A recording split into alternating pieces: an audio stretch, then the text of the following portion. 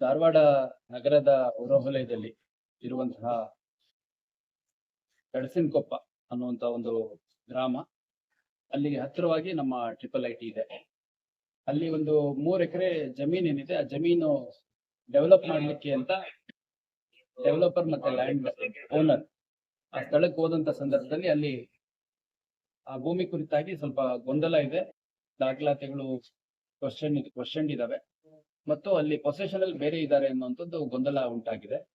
ಗೊಂದಲ ಉಂಟಾದಂತ ಸಂದರ್ಭದಲ್ಲಿ ಇವರು ಅಲ್ಲಿ ಯಾವ್ದು ಮಾತುಕತೆಗೆ ಅವಕಾಶ ಕೊಡದಲ್ಲೇ ನಾವು ಡೆವಲಪ್ ಮಾಡೋದೇ ಅಂತ ನಿಂತಾಗ ಯಾರು ಪೊಸೆಷನ್ ಇದ್ರು ಅವರು ಅವ್ರ ಕುಟುಂಬ ಸದಸ್ಯರು ಮತ್ತೆ ಕೆಲ ಸಂಬಂಧಿಕರು ಗ್ರಾಮಸ್ಥರನ್ನ ಅಲ್ಲಿಗೆ ಸ್ಥಳಕ್ಕೆ ಕರ್ಸ್ಕೊಂಡಿದ್ದಾರೆ.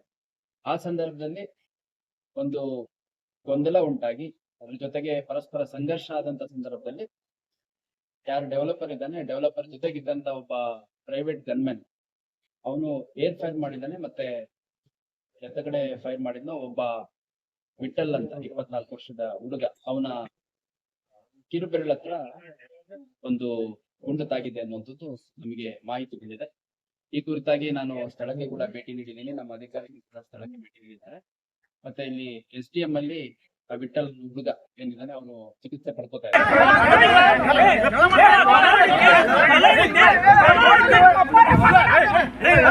ಬಿಡ್ಸ್ರಿ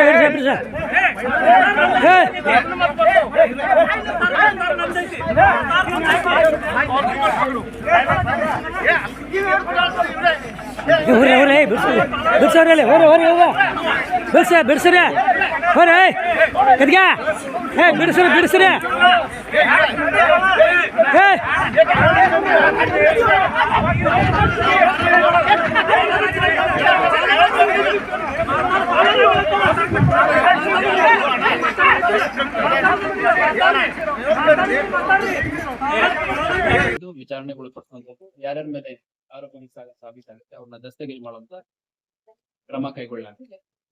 ಕೊಲೆ ಪ್ರಯತ್ನ ಮತ್ತು ಆರ್ಮ್ಸ್ ಆಕ್ಟ್ ಇದರಲ್ಲಿ ನಾವು ಕಂಪ್ಲೇಂಟ್ ಅನ್ನ ಕೊಡ್ತಾ ಇದ್ದೇವೆ. ಕಂಪ್ಲೇಂಟ್ ಅನ್ನು ತಗೊಂಡು ಮುಂದಿನ ತನಿಖೆಯನ್ನ ಮಾಡ್ತಾ ಇದ್ದೇವೆ.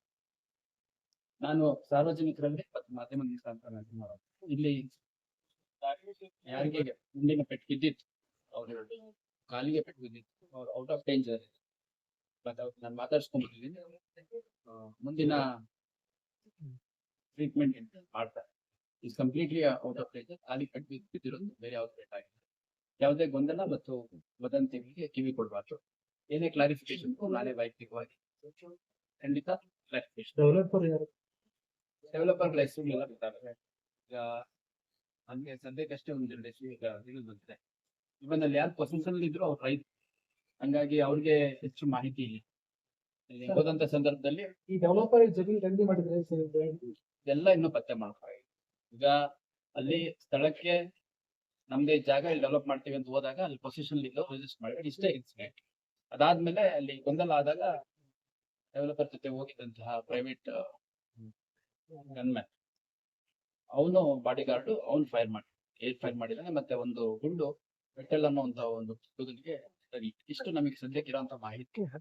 ನಾನು ಸ್ಥಳಕ್ಕೆ ಹೋದಂತ ಸಂದರ್ಭದಲ್ಲಿ ಅಲ್ಲಿ ಯಾರು ಪೊಸಿಷನ್ ಇತ್ತು ಅವ್ರು ಹೇಳಿದ್ದು ಇದು ಕೊಲೆ ಪ್ರಯತ್ನ ಮತ್ತು ಆರ್ಮ್ಸ್ ಆಕ್ಟ್ ಸೇರಿದಂತೆ ಕಂಪ್ಲೇಂಟ್ ಕೊಡ್ತೀವಿ ಅಂತ ಅಲ್ಲಿ ಅವರ ಪರ್ಚೇಸ್ ಕೂಡ ಇದ್ದಂತ ಅದನ್ನೇ ಹೇಳಿದ್ರು. ಈಗಷ್ಟೇ ಇನ್ನು ಠಾಣೆಗೆ ಬಂದಿದೆ.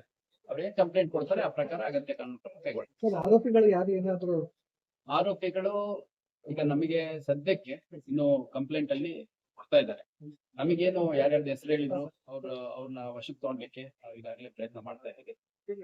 ಯಾರೇ ಆರೋಪಿ, ಯಾಕಂದ್ರೆ ಗೊಂದಲ ಇದ್ದಂತ ಸಂದರ್ಭದಲ್ಲಿ ಅವರು ಸ್ಥಳೀಯ ಪೊಲೀಸ್ ಠಾಣೆಗೆ ಬರುವಂತದ್ದು ಅಥವಾ ಡಾಕ್ಯುಮೆಂಟ್ಸ್ ಅಲ್ಲಿ ಇದ್ರೆ ಕೋರ್ಟ್ಗೆ ಹೋಗುವಂಥದ್ದು, ರೆವಿನ್ಯೂ ಅಥಾರಿಟೀಸ್ ಅಪ್ರೋಚ್ ಮಾಡುವಂಥದ್ದು ಮಾಡ್ಬೇಕು. ಅದ್ ಬಿಟ್ಟು ಅಲ್ಲಿ ಗುಂಪು ಸೇರಿದಂತ ಸಂದರ್ಭದಲ್ಲಿ ಅಲ್ಲಿ ಗೊಂದಲ ಉಂಟಾಗುವಂಥದ್ದು, ಸಂಘರ್ಷ ಉಂಟಾಗುವಂಥದ್ದು, ಅದರಲ್ಲಿ ವೆಪನ್ ಯೂಸ್ ಮಾಡುವಂಥದ್ದು ಎಲ್ಲ ಟೋಟಲಿ ನಾಟ್ ಅಕ್ಸೆಪ್ಟಬಲ್.